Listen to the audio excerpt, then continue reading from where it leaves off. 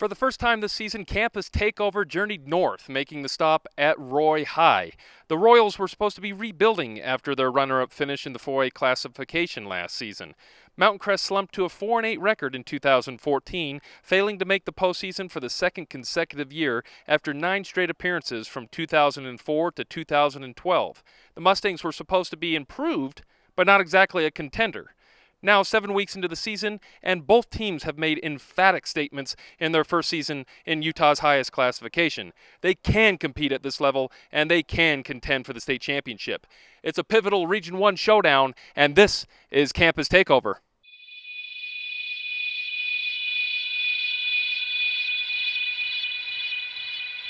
This is Campus Takeover, brought to you by Trib Preps. Each week we'll visit the campus of one of Friday night's marquee matchups. We'll break down key storylines and talk with players and coaches from both teams. And afterward, we'll pick the winners of the biggest games. Hit it!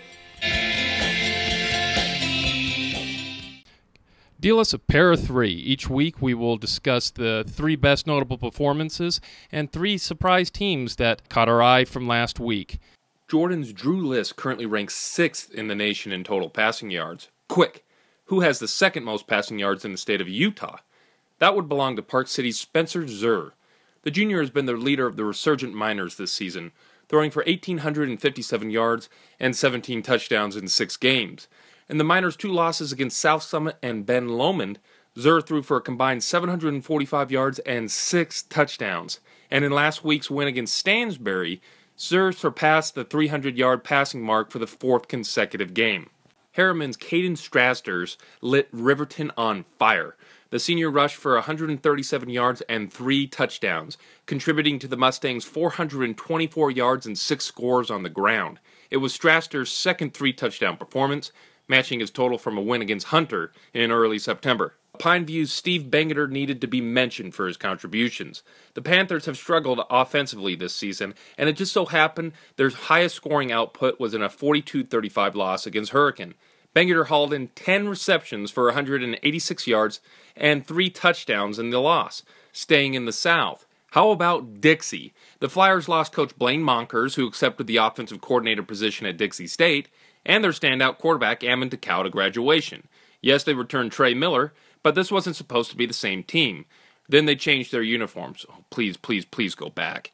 And we didn't know what to expect. Don't look now, but the Flyers took over the top spot in the Tribune's Class 3 AA rankings with their dominating victory against Desert Hills. Dixie's lone loss this season occurred on the road against undefeated and 8th-ranked Springville. There is a potential dynasty forming with the Flyers having the opportunity to capture their 3rd title in 4 years. Raise your hand if you expected Olympus to handle Kearns the way it did. The Titans demolished the previously unbeaten Cougars 44-14 on the road. No soul knows how to stop running back Quinn Meyer right now. He's now rushed for 885 yards and 9 touchdowns while averaging 7.9 yards per carry.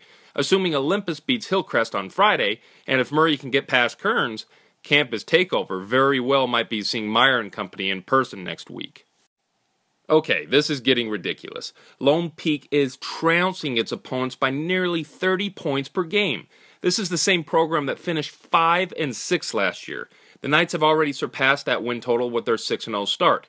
Check out these win totals: 31-0, 35-14, 43-14, 44-7, 44-15, and 42-7. And the majority of those games aren't exactly against scrubs. Lone Peak is ranked 3rd in the state after beginning the season ranked number 17. How good is this team? Will American Fork be the next opponent to find the answer to that question on Friday night?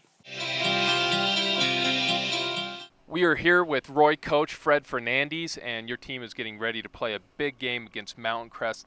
Last year obviously was great, undefeated, went to the state championship, came up a little bit short, but you lost a lot of key contributors, and maybe some people were thinking this would be a rebuilding year. It hasn't been that case. You simply reloaded. So is this program reached the state to where it is just reloading rather than rebuilding?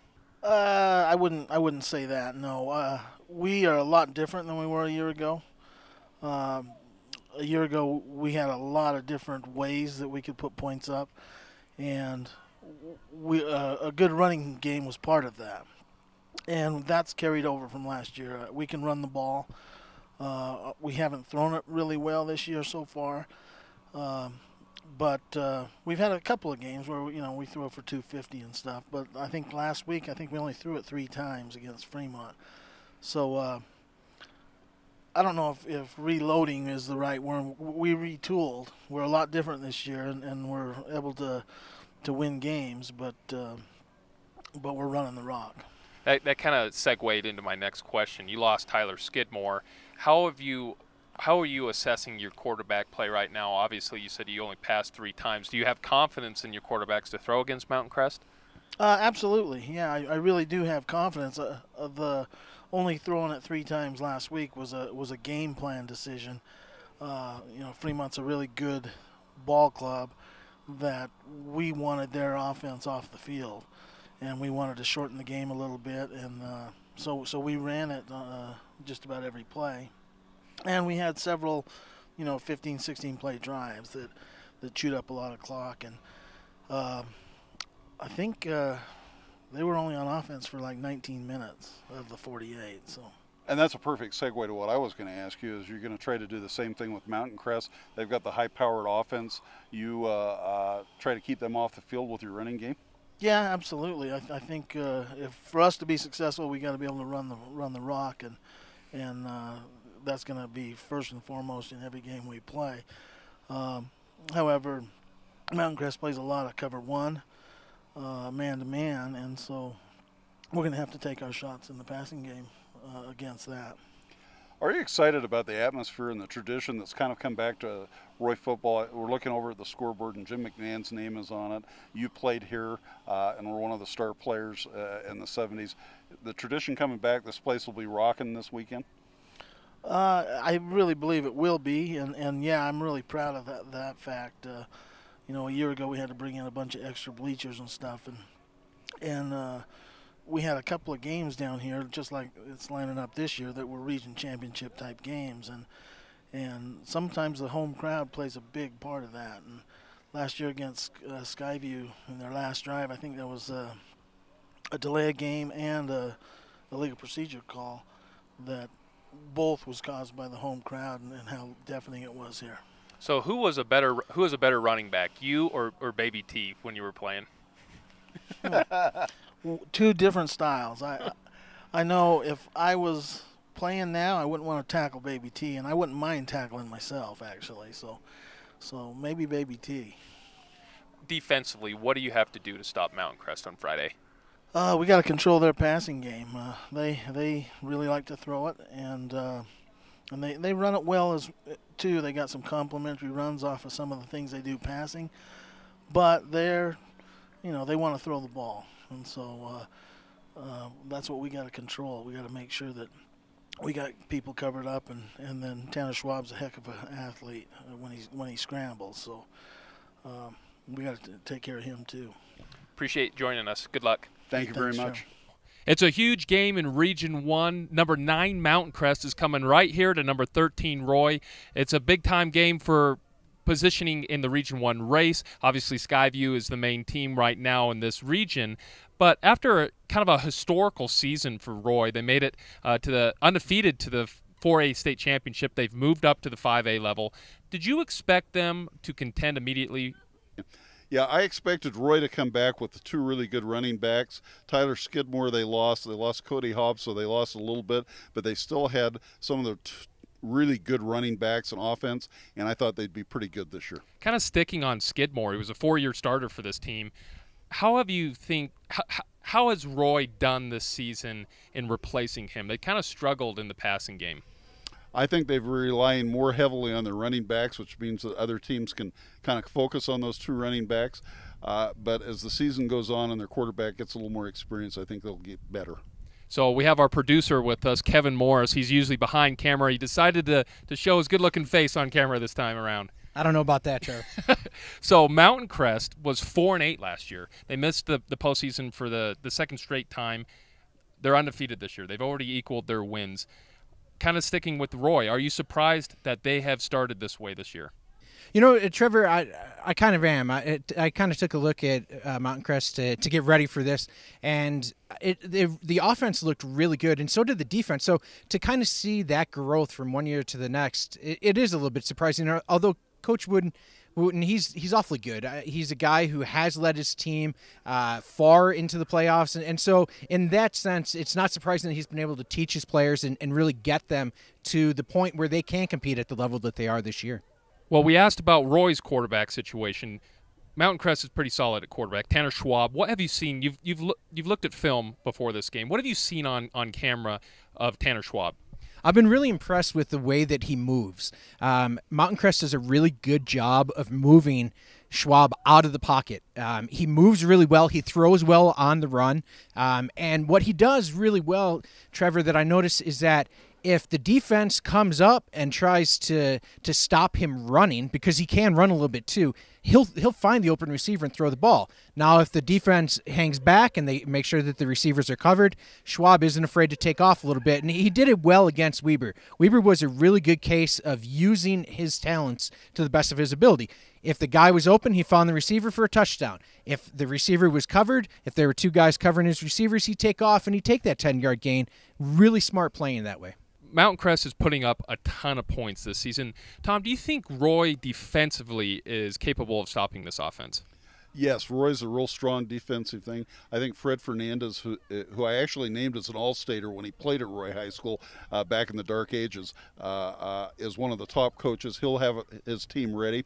I also have to say that the atmosphere here, folks that have never been to a game at Roy High School, is just incredible. Last year, when they beat Skyview for the region championship, they had fireworks going off when they won the championship. People waited in line at 6 in the morning to get the best seats. It's an incredible place to watch a football game. So for a team that runs a high-paced, no-huddle offense like Mountain Crest, will that noise be a factor for them to be as efficient as they have this season?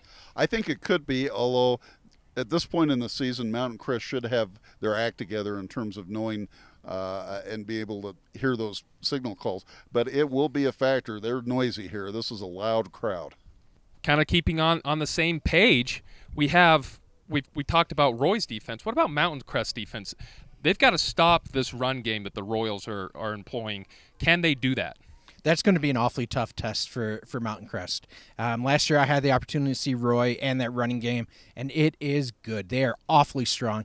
Mountain Crest defense has looked decent. They've beaten some pretty decent teams, taking down Fremont. Logan is proven to be a pretty talented team in the 3AA classification, but I really think that they're going to have to figure out a way to get some guys into the box. What you're going to end up having to do is you're going to have to rely on your corners to take away the pass, and that can get dangerous because you can get beat that way, but you've got to slow down that running game.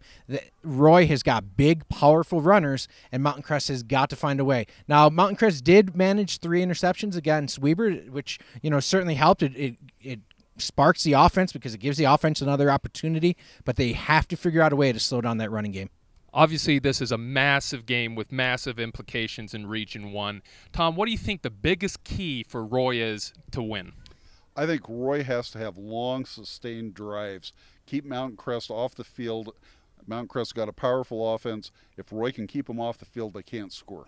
What about you, Kevin? What is the key for Mountain Crest to win this ballgame?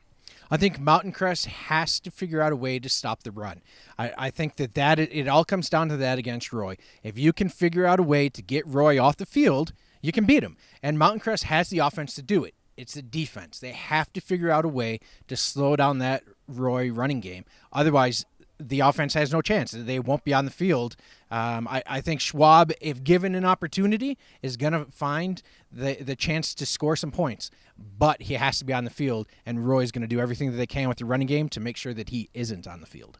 Well, they both agree on the key of the game. Roy wants to run the ball. Mountain Crest needs to stop it.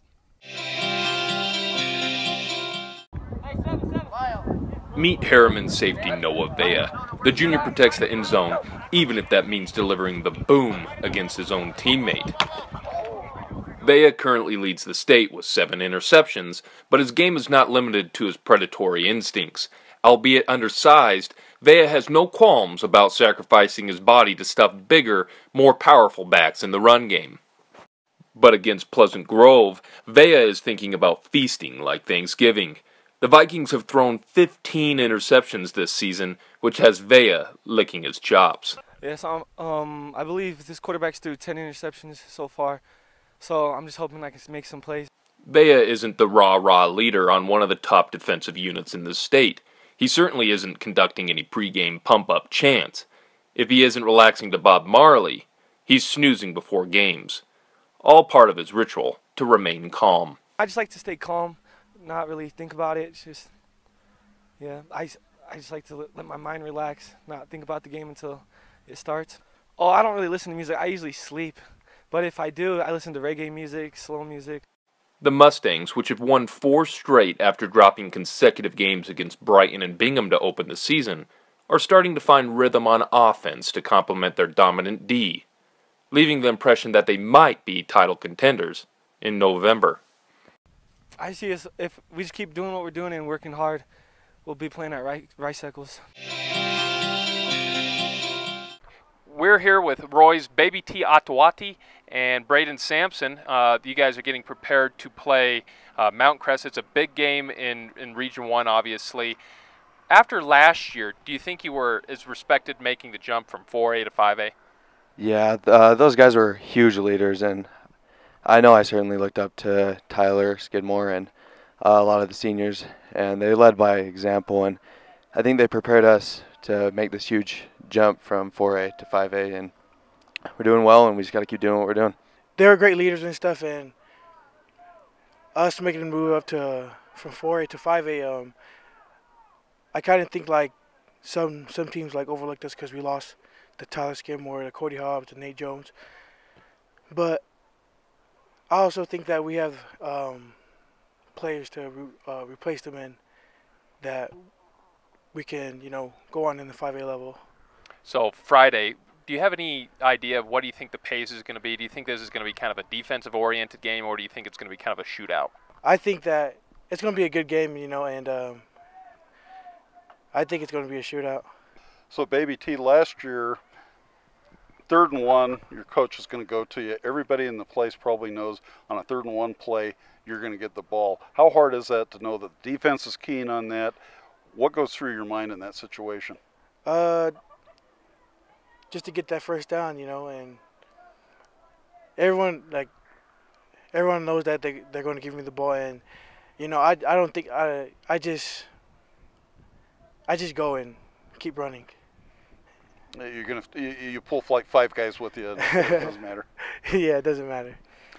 Braden, you had one of the real good quarterbacks, a 4-year starter, in Tyler Skidmore last year.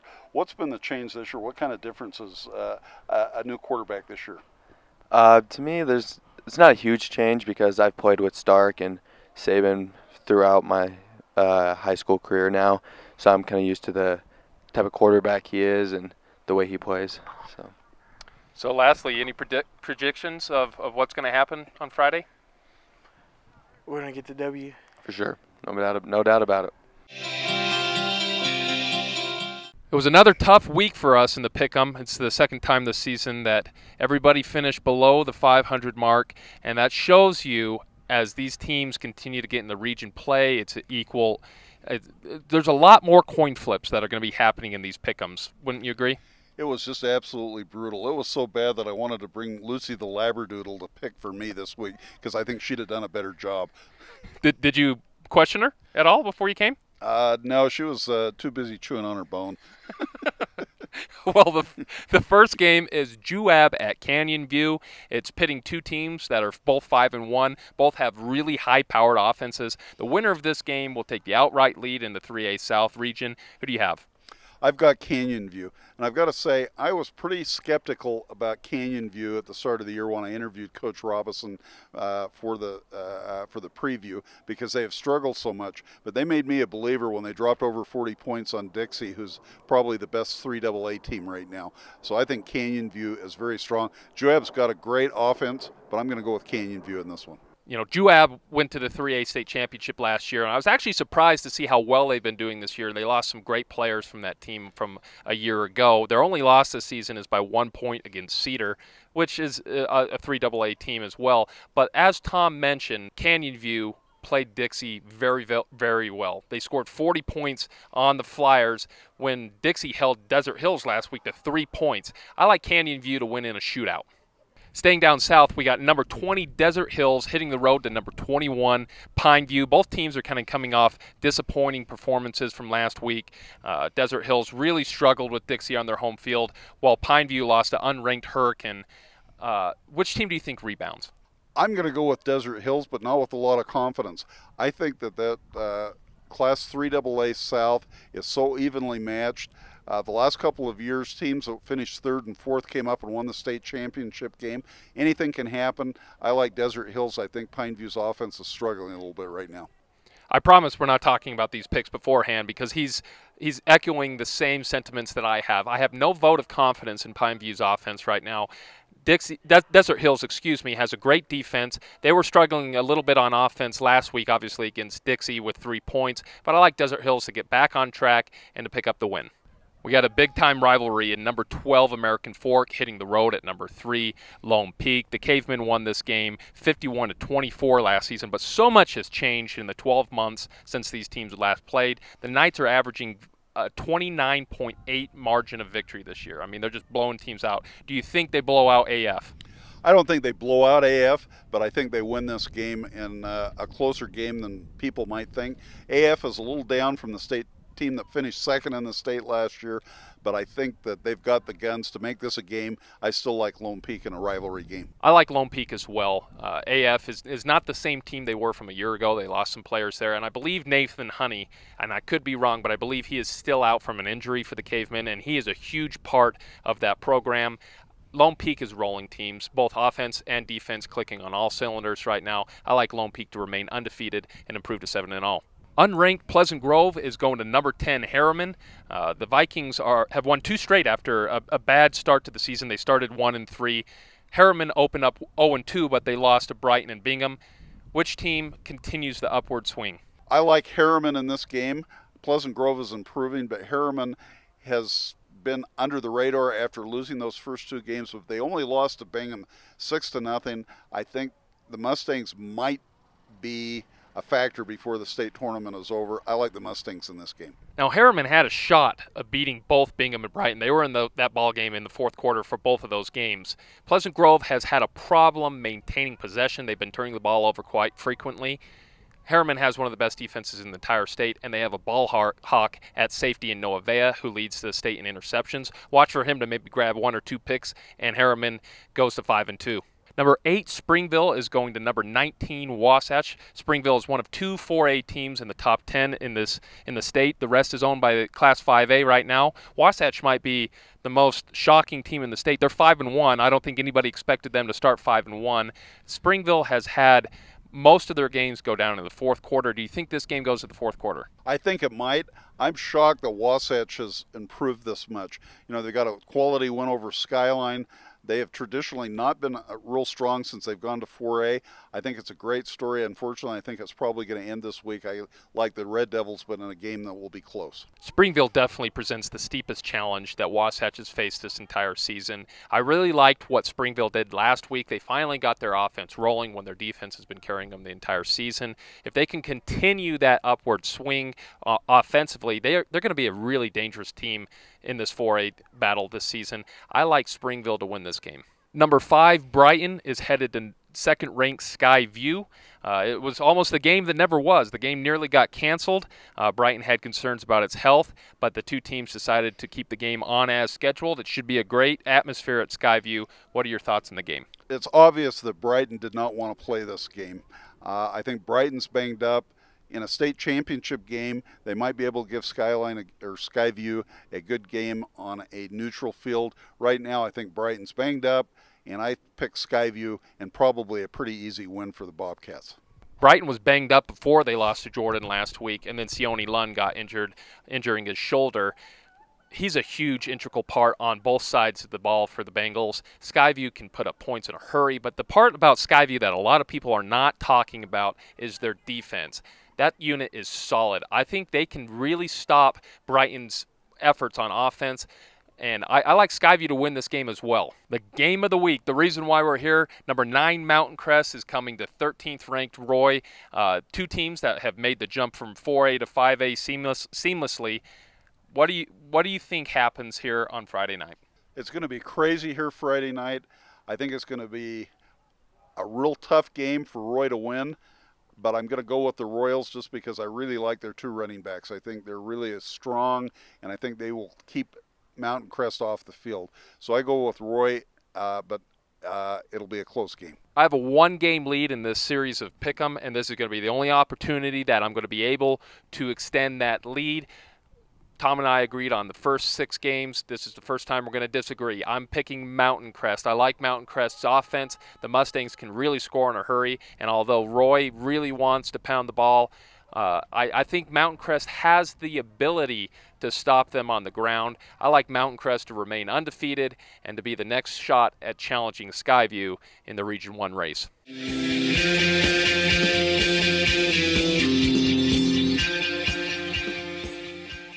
Well, that's going to wrap it up for Week 7 of Campus Takeover. I'm going to be here Friday night. It's going to be the first time I've ever covered a game here at Roy High. I'm really excited to see the atmosphere here. There's going to be a ton of black and gold. Mountain Crest should travel well. It's going to be a great game. Tom Wharton, I'm Trevor Phibbs. We'll see you next week.